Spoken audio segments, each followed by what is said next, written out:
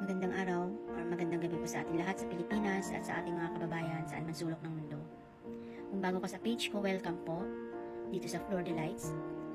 Ako si Flor. Matagal ko pong pinag-isipan kung gagawin ko po ang video na ito. Sa totoo lang, ilang beses ko itong sinimulan sa isip ko, pero hindi ko matuloy dahil sa tuwing maaalala ko ang mga nangyari sa buhay ko, bumabalik pa rin ang sakit. Pero naisip ko baka ang kwentong ito ay hindi lang para sa akin. Baka may isang tao dyan na nawawalan din ng pag-asa. Baka may OFW na kasalukuyang lumalaban sa ibang bansa. Baka may isang nanay, tatay, anak, o kapatid na pagod na, pero patuloy pa rin lumalaban. Kung ikaw yon, sana samahan mo akong tapusin ang video na to. Isa akong OFW sa maraming taon.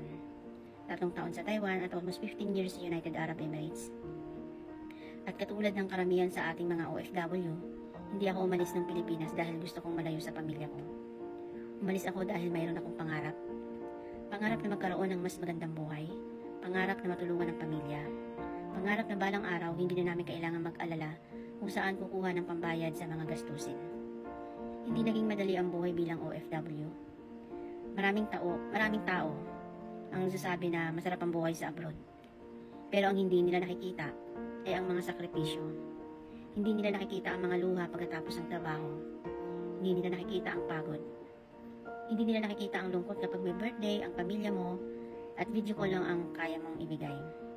Hindi nila nakikita ang Pasko na mag-isa kang kumakain. Hindi nila nakikita ang pakiramdam na may sakit ka pero kailangan mo pa rin pumasok dahil wala kang choice. Hindi nila nakikita ang mga gabing gusto mo nang umuwi pero hindi mo magawa dahil may mga taong umaasa sa'yo. At siguro maraming OFW ang makaka-relate dito. Ilang beses mong pinili ang pangangailangan ng pamilya kaysa sarili mong kaligayahan. Ilang beses mong ipinagpaliban ang sarili mong pangarap para lang masuportahan ng iba. At ginawa mo iyon ng buong puso. Sa loob ng maraming taon, akala ko unti-unti nang nabubuo ang mga pangarap ko. Akala ko, kapag nagsimula ka at naging tapat ka sa trabaho, magiging maayos din ang lahat. Pero minsan, kahit gaano ka kasipag, may mga bagay pa rin hindi natin kontrolado. Dumating ang araw na nawalan ako ng trabaho, hindi ko yun inaasahan ng maaga. Parang biglang huminto ang mundo ko. Maraming tanong ang pumasok sa isip ko. Ano na ang mangyayari sa akin? Paano na ang mga obligasyon ko? Paano na ang mga bayarin? Paano na ang pamilya ko? At higit sa lahat, paano ako magsisimula ulit? Ang mas mahirap pa ron, umuwi ako ng Pilipinas na hindi dala ang tagumpay na matagal kong pinangarap. Umuwi ako na dala ang maraming pangamba. Hindi ko ikakaila, may mga gabi na umiiyak ako. May mga umaga na nahihirapan akong bumangon. May mga pagkakataong tinatanong ko ang Diyos, bakit nangyari ito? Pero habang lumilipas ang panahon, unti-unti kong na-realize na baka hindi ito ang katapusan. Baka isa lang itong bagong simula. Isa sa pinakamalaking dahilan kung bakit gusto kong bumangon ay ang aking mga magulang. Habang tumatanda tayo, mas lalo nating naiintindihan ang halaga ng panahon. Nakikita ko na tumatanda na sila. May mga medical sila na pangangailangan.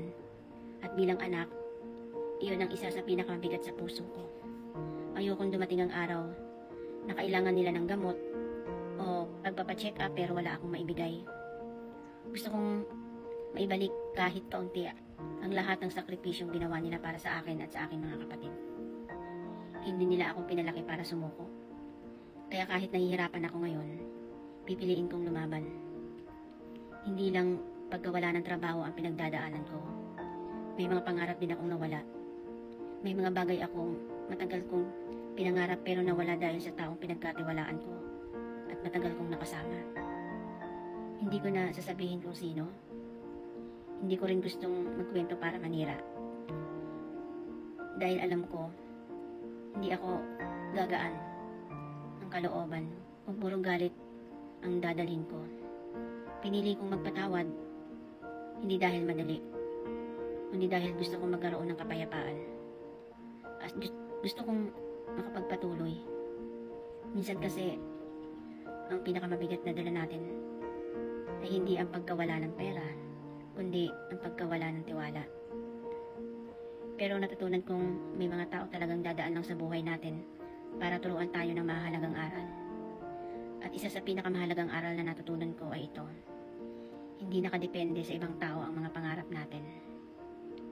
Kaya ngayon, pinipili kong magsimula ulit. Unti-unti, isang hakbang sa bawat araw.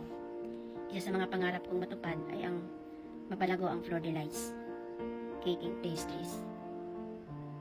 Mahilig talaga akong mag-bake. Sa tuwing gumagawa ako ng cake o mga kakanin, nakakalimutan ko kahit sandali ang mga problema. Pakiramdam ko, bawat cake na nabubuo ko ay parang simbolo rin ng bagong pag-asa. Hindi man perfect sa umpisa, pero habang ginagawa mo ng paulit-ulit, gumaganda. Parang buhay din natin, hindi kailangan maging perfecto agad. Ang mahalaga, hindi tayo tumitigil.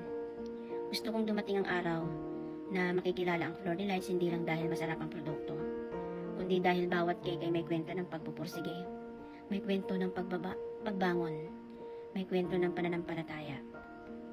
Bukod sa baking, gusto ko rin maging affiliate creator. Alam kong maraming nagsasabi na mahirap. Marami rin nagsasabi na baka hindi para sa akin. Pero gusto kong subukan. Dahil naniniwala ako na ang social media ay hindi lang para sa entertainment. Pwede rin itong maging daan para magkaroon ng kabuhayan. Pwede itong maging tulay para maabot ang mga pangarap. At gusto kong gamitin ang platform na ito hindi lang para sa kumita, kundi gusto kong maging inspirasyon.